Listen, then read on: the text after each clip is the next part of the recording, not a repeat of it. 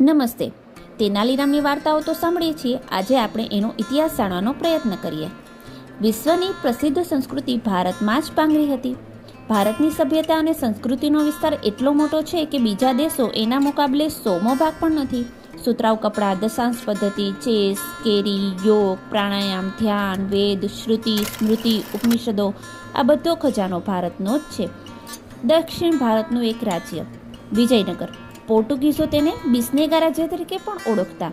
ત્યારે સંગમ બંધુઓ તરીકે ઓળખાતા હક્કા અને બુક્કાએ બીજા રાજ્યોથી બચાવવા માટે 1336માં કૃષ્ણા અને તુંગભદ્રા નદીઓની વચ્ચે વિજયનગરનું સામ્રાજ્ય સ્થાપ્યું. ઈસવીસન 1491માં સેનાપતિ તુલ્લુ નરસા નાયકે રાજ્યને સંગઠિત કરવા માટે ભગીરથ પ્રયાસો આદર્યા.